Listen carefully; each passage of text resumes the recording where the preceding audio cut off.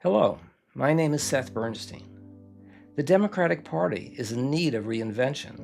It's no longer providing real solutions to the real problems that voters grapple with day to day. So, how do we do that? Let's begin with several questions posed by David Brooks, PBS News Commentator and now staff writer at The Atlantic.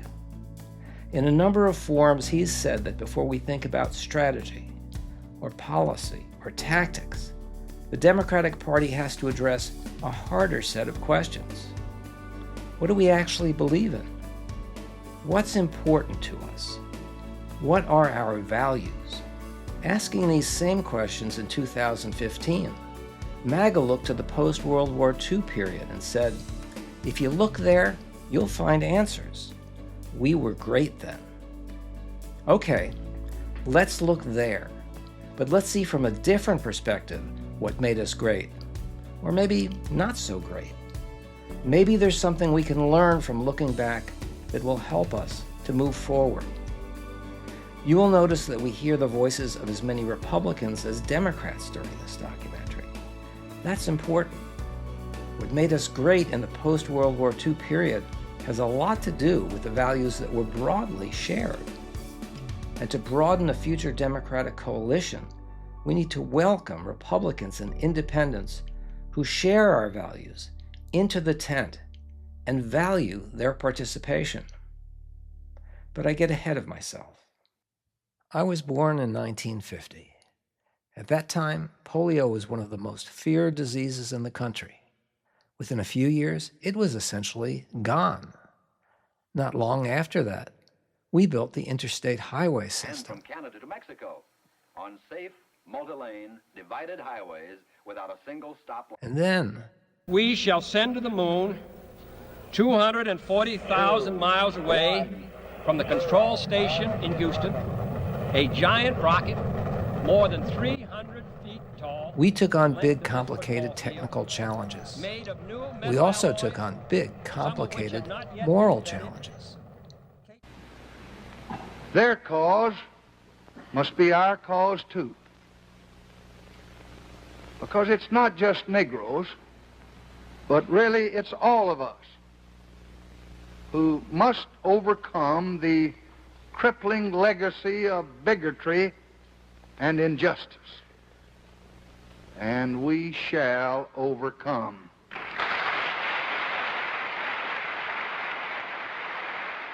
Five years later, a very different president extended federal power in another direction, into the safety of the American workplace. 12,500 people lost their lives in accidents in America's factories and in other places of business. And over 2 million people were injured. This bill deals with that.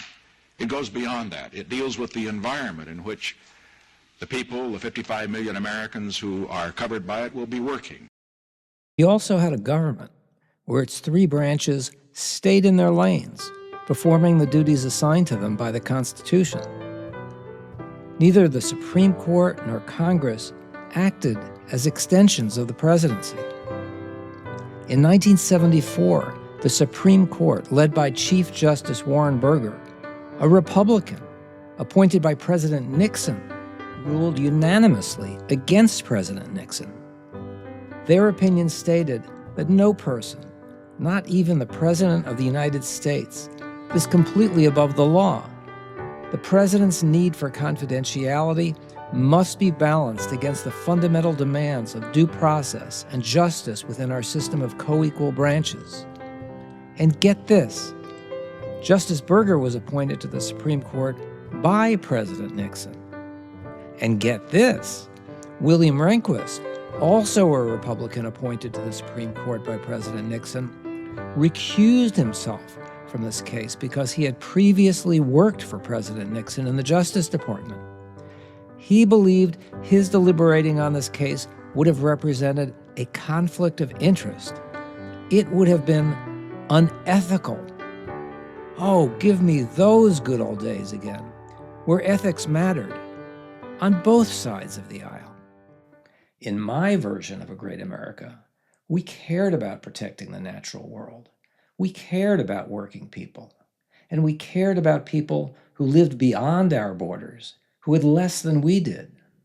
Between 1950 and 1980, U.S. foreign aid was often a bipartisan endeavor, with Democrats and Republicans alike backing efforts to fight hunger, rebuild war-torn nations, stop the spread of disease, and support democracy abroad.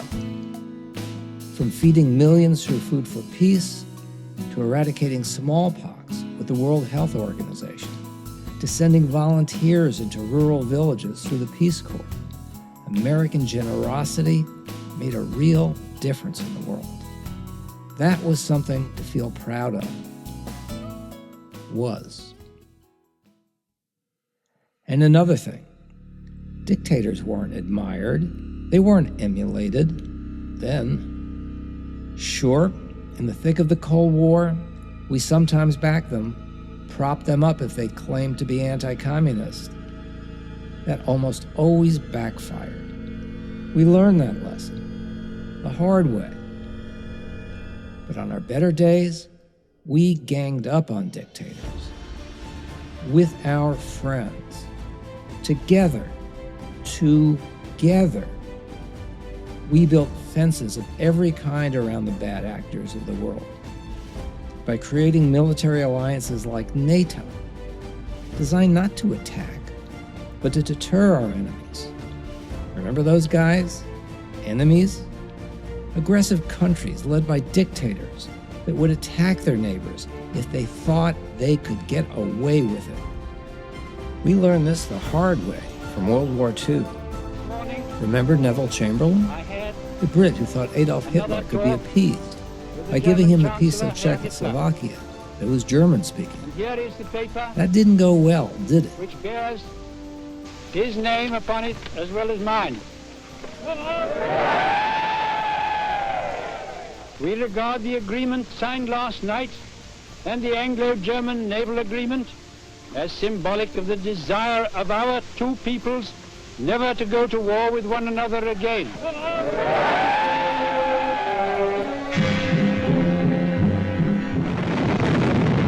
War.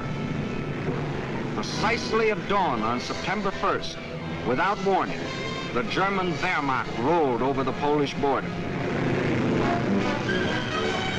Before the invasion was 30 minutes old, the planes of the Luftwaffe were over Poland, wiping out the Polish Air Force, most of it caught flat-footed on the ground.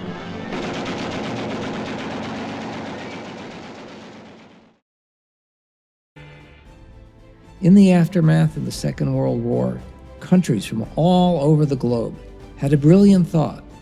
War is not so great. Maybe we should do something about that. Let's get together and create an organization designed to stop war. And while we're at it, mass starvation and pandemics. They did that. It's called the United Nations. At the same time, something else was happening in the country. As the economy grew in the aftermath of World War II, so did the middle class. And the more the middle class grew, the more the economy grew.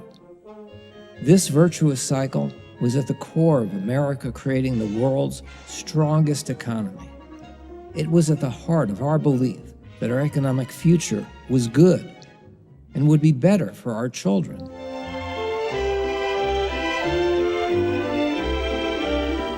Women and men alike are increasingly interested in the look of things. They eagerly give their attention to what's new and beautiful and advanced.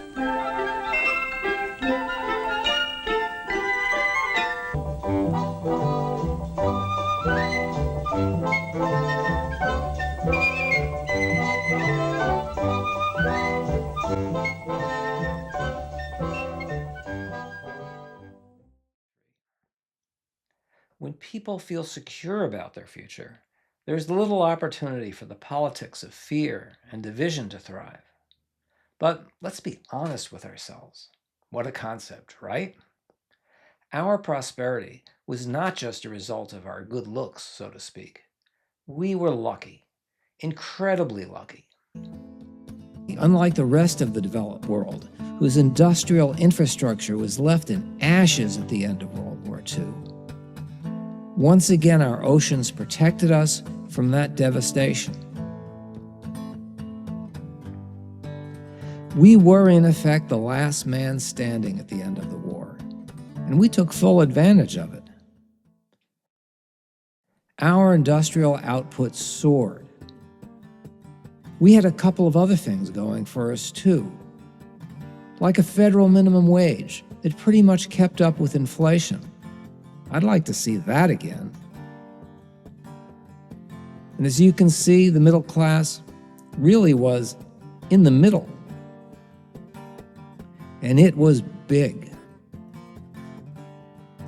Sure, there were rich people, but they weren't so much richer than the rest of us. And what else? Union membership was high, giving lots of workers leverage to bargain for fair pay and benefits. Tax policy was progressive. The rich paid a lot more than they do today, and so did businesses. The result was that prosperity was broadly shared, a big middle class. Call it communism or whatever BS you want to call it, but give me more of that. I don't mean to idolize or romanticize this period of my youth.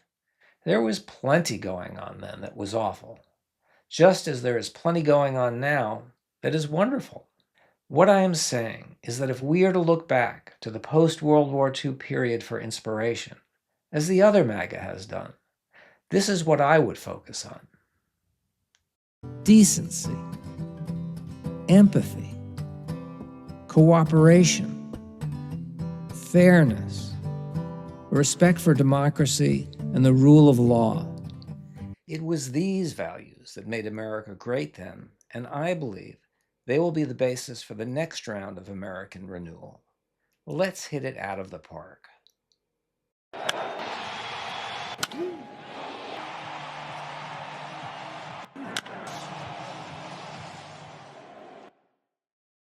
How do you see it?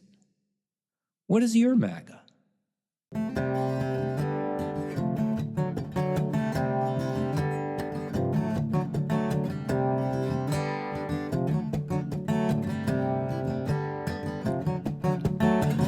Drifted from the promise that wants to find our core.